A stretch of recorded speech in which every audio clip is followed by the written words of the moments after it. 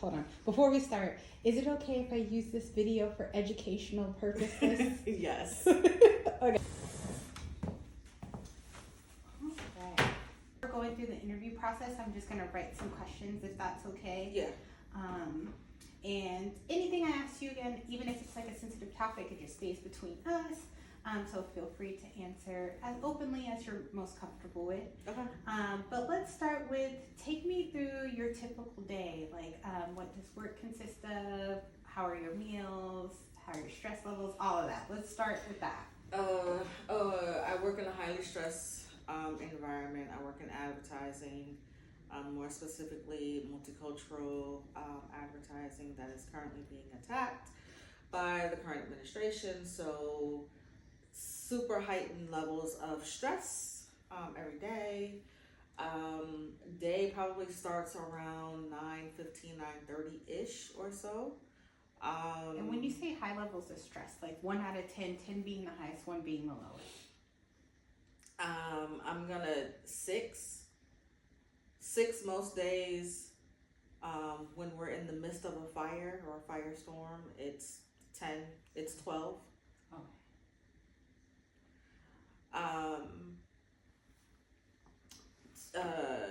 I really don't eat breakfast per se.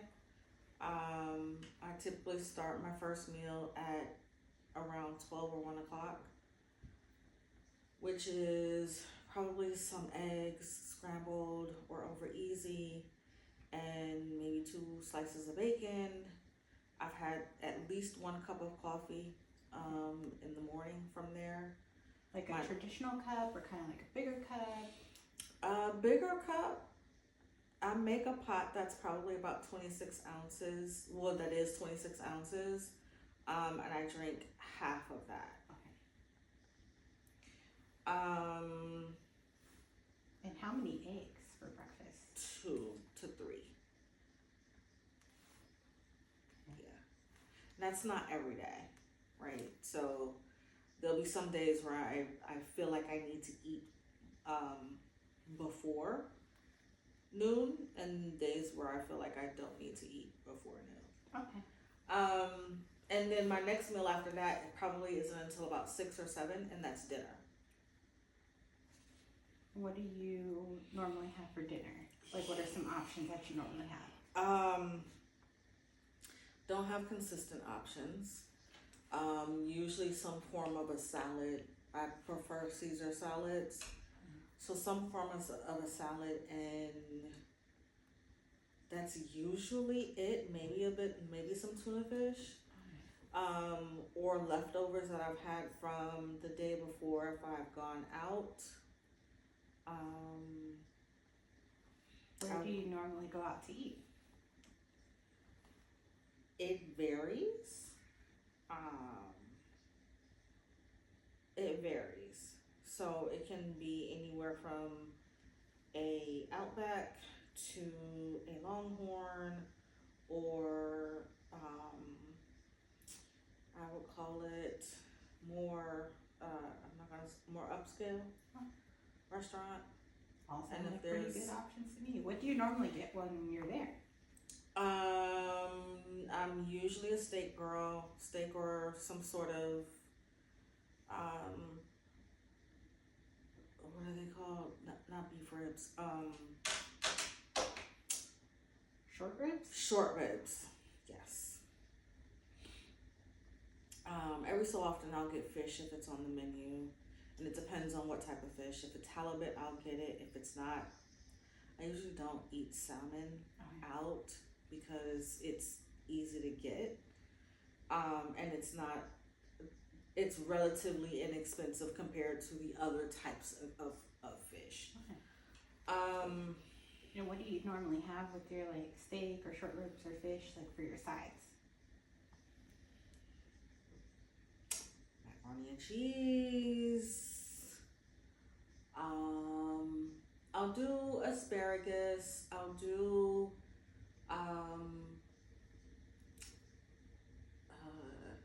in my head I said cabbage sprouts, but no, they are called Brussels sprouts.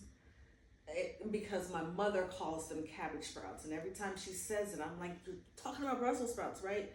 Anyway, um, yeah. So I'll typically, or like broccolini if it's on the menu. I don't eat a lot of rice. I don't eat a lot of bread. I will have a pasta, but I'll have a pasta in lieu of a salmon or a meat, or a fish or a meat.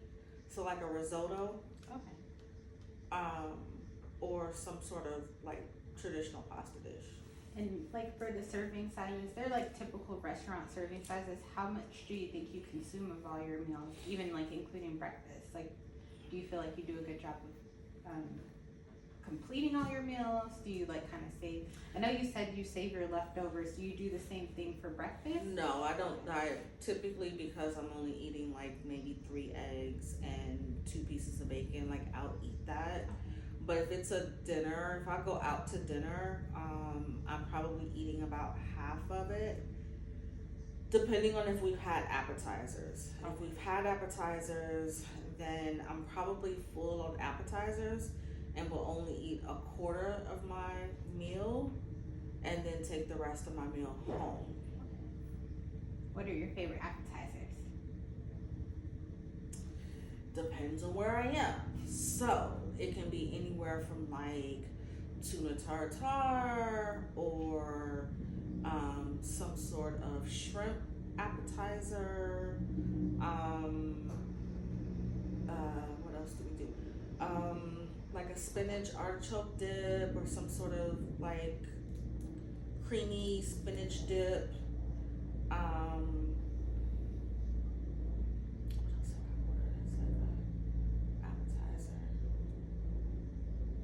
Oysters are appetizers to me.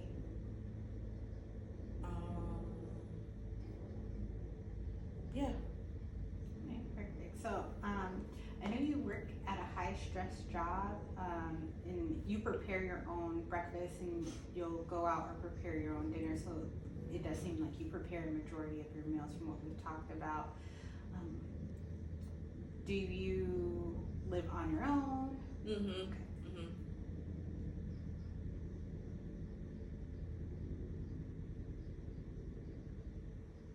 And then do you have any restrictions on your diet, or like any particular things that you follow? I won't say dairy free. I eat hard cheeses because they have less lactose in them. Are you lactose I'm lactose intolerant. Yeah. And then I am gluten sensitive, is what I will say. So I typically don't eat bread. Okay. And if I have pasta or pizza or something like that, I typically do it with a gluten-free pasta Okay. or a gluten-free pizza crust.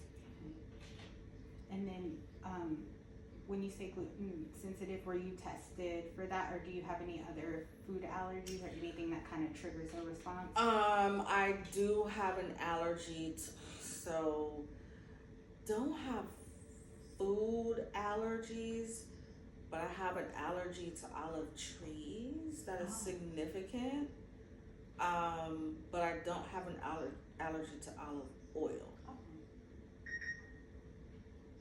which I thought was interesting. That is interesting. I don't think I've ever heard that before. Mm-hmm. Oh. And then in the past month, have you had any changes with your diet or weight? No. And then, this is more on the sensitive side of topics. Mm-hmm. Do you drink alcohol, smoke tobacco, or do any recreational drugs? Alcohol, no tobacco, maybe recreational. Okay. And for the alcohol, how many drinks would you say you have per week? So listen, I'm listening. I just found out what the actual drink size, like what the serving size is, and it's a shot and a half, Mm-hmm. or 1.5 ounces. Mm-hmm. So I'm, and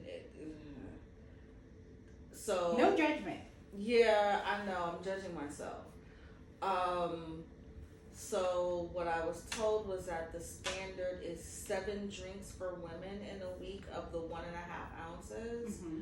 or which is equivalent to like 6 ounces of wine, Mm-hmm. or 1 beer, 1 cider, something like that. So I'm gonna say I'm more in the 14 to 20, Okay. which may seem excessive, but it's not every day, and it's because I don't pour a 1.5 ounce shot. Oh, pour a little bit more. I pour a 2 to 3 ounce, Okay. and that is considered 2 drinks. That is true. That is true. So if I'm doing that 3 days, 4 days a week, and maybe a little more on the weekend just because I'm unwinding, that takes me over that 7 standard drink for in a week for So you women. do have some knowledge based on like alcohol intake and stuff. You said you just found that out? I just found this out. Oh, so recently. This is recent, like within the last week. Okay.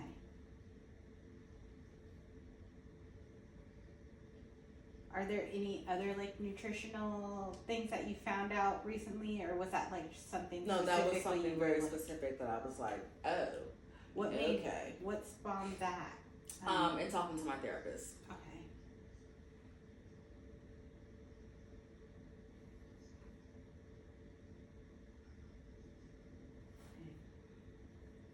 So it was just kind of like she gave you homework to research it. Mhm. Okay. Well, no, she was asking me some of the same questions. Okay.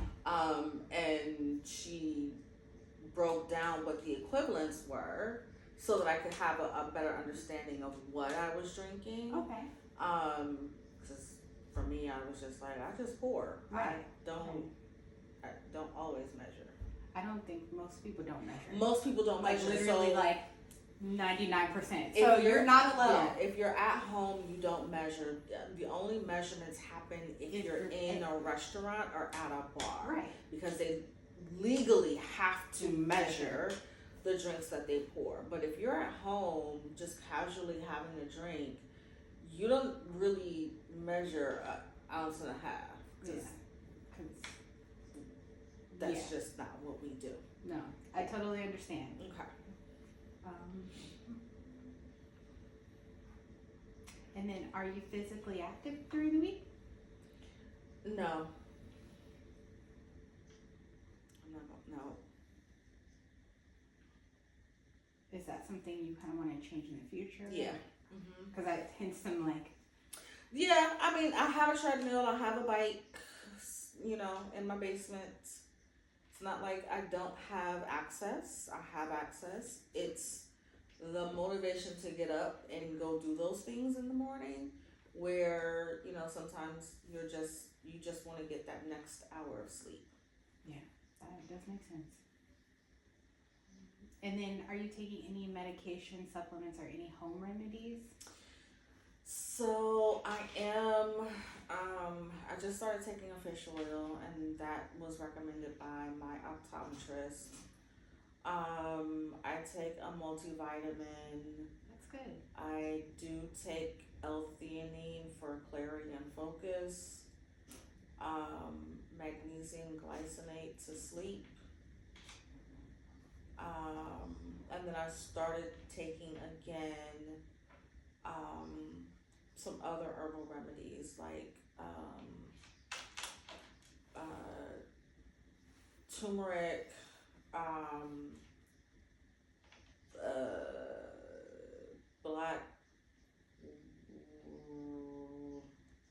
black walnut, something or another. Okay. What's that for? I've never heard of that. Hell, I forgot. I think it's liver detox. Okay. I'm taking ashwagandha. These are all liquids. So Okay. ashwagandha. There's a marshmallow root. Oh gosh, why am I blanking out on the other ones? So I have a set for the morning that I take, and then another a set for the eat. Yeah. Liquid chlorophyll.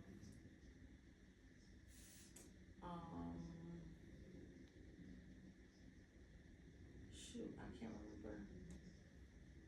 Oh gosh, the other two, I can't remember the other two in the morning that I take. Okay. You can always take pictures when you get home and send it to me. Okay.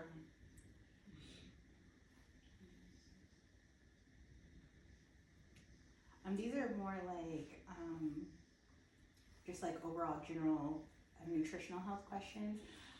Do you have any trouble chewing or swallowing? No. Okay. And then have you had any abnormal or any changes in your urination or bowel movements? No. Okay. And then have you ever worried about running out of food before you could buy more in terms? No. Okay. So back to some more, also I want to ask about any like personal or family like medical history that I should be aware of. Father had diabetes and died of heart failure.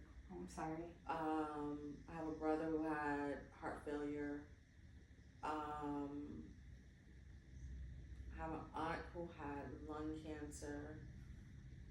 I think my dad's mother had, I think she had lung cancer too.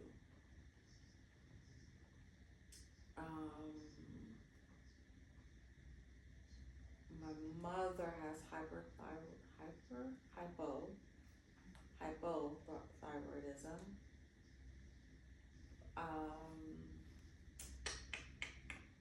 That's what I can remember.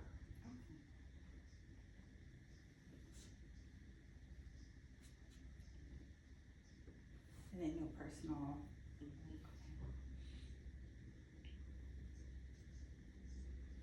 And then speaking of like your family, how would you describe your support system? I have a support system, but I am everybody else's support system. So. So if you're everybody else's support system, who do you go to for support? My friends. Okay.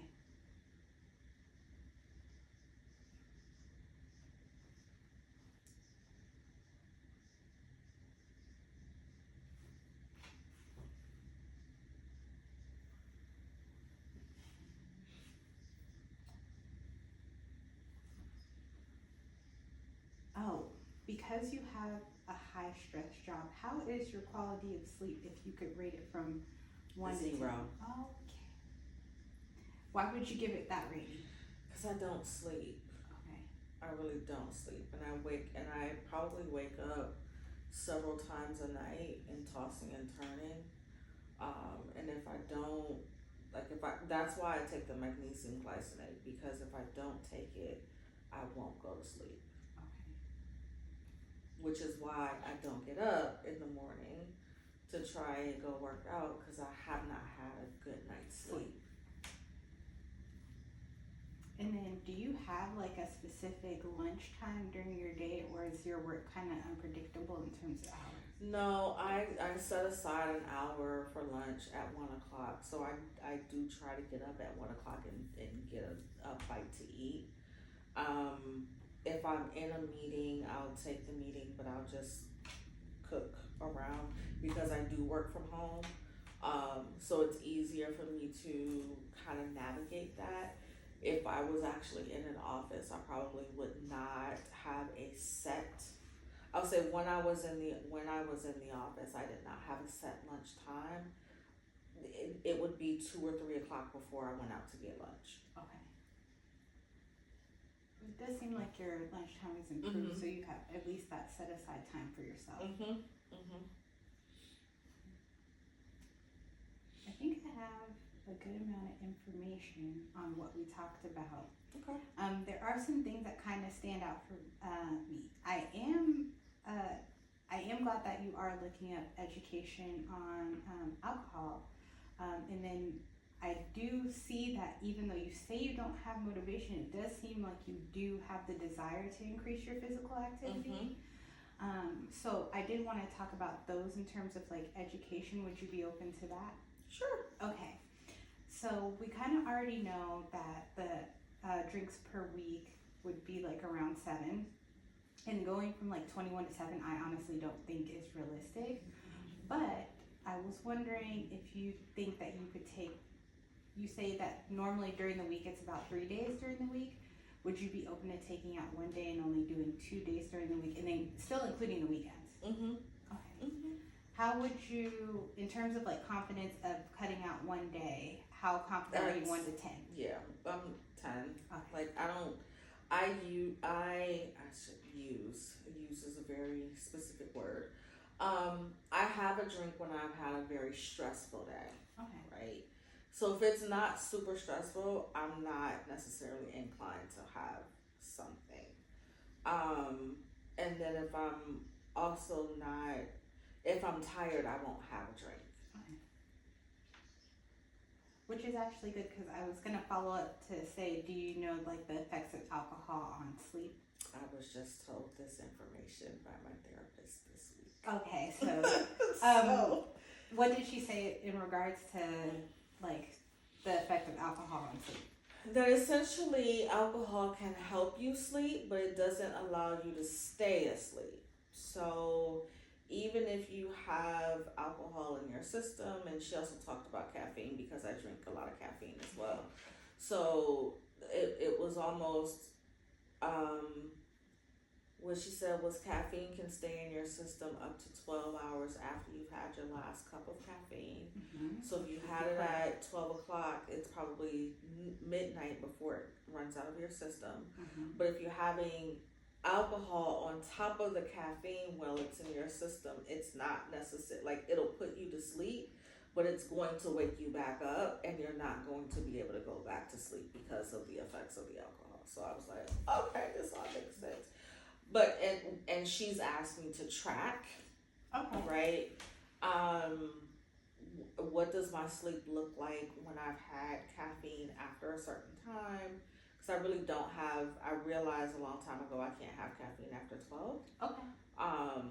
So tracking what does that look like if I'm having caffeine later in the day, and then what does my sleep look like when I have a drink or two after hours after work, and how long does it take me to go to sleep, or when and how often am I waking up at night? And then also, I know we kind of talked about caffeine and alcohol in terms of fluids, but what other fluids do you have throughout the day? Do you drink water frequently? So I don't drink water frequently. I do drink water when I'm taking my like vitamins. Yeah, my vitamins and stuff. So I do try to drink water in the morning when I wake up, and I drink it at night before I go to sleep. Am I drinking it throughout the day? No, I'm not. It's mostly juices when I'm feeling thirsty. What type of juices? Like a Simply lemonade or a Simply raspberry something or another. I opened something from Costco today that was literally like, I'm used to Simply lemonade, which doesn't have a lot of sugar. It has sugar, but it's not like super sugary. This was super sugary. And I was surprised because it said organic. And I was like, okay. Well, technically, sugar is organic. If it's cane sugar, so maybe that's kind of how they moseyed their way around it. I don't know. I just know it was super sweet, and I was like, this. I need water to cut this. How many cups of juice do you think you're having in a day?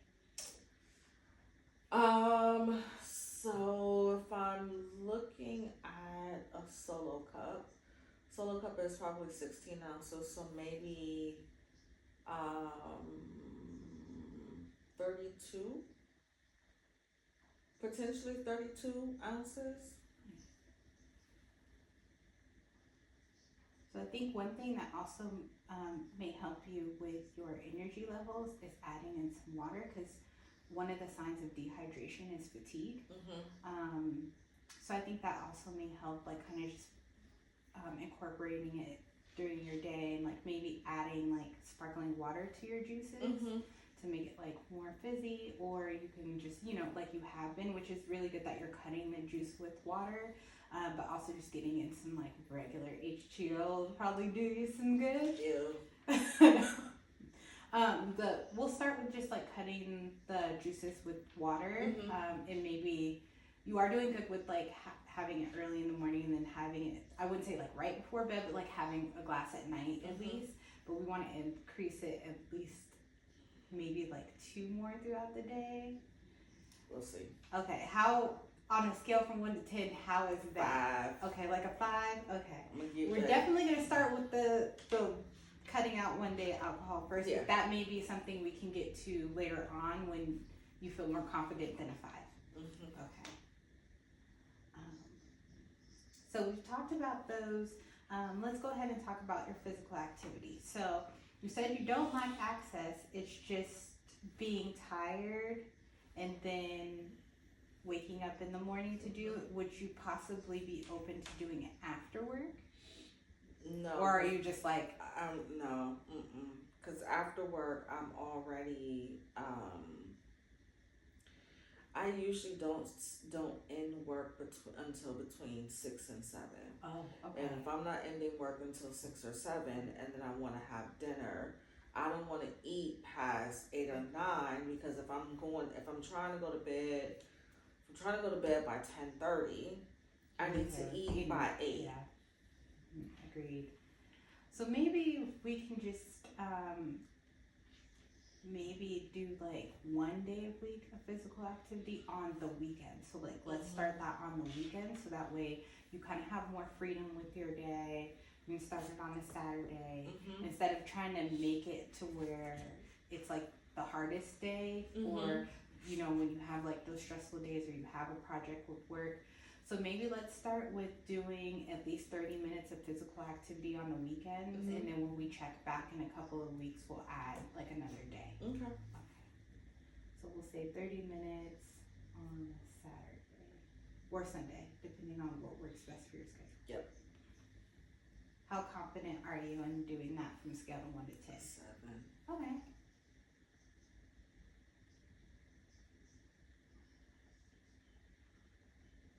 Alright, so we have kind of like a game plan with the 1 day a week, and then the 1 day a week of physical activity. So 1 and 1. No worries. Sorry. I know it's late at night. It's late at night. Yeah, it's not you. I'm tired. fading really fast. Yeah. But yeah, so that sounds good. Okay. Are there any questions or any like follow-up things that you need from me before we have our like follow-up appointment? No. Alright, perfect. Thank you. And then I'll make sure to email you some things that you can do, some post stretches for your physical activity. I'll even email you some mocktails. I think that would be cool for something you can replace. Yes. Perfect. Awesome. All right. Well, we're done here, and then the doctor will be in to see you soon. Okay.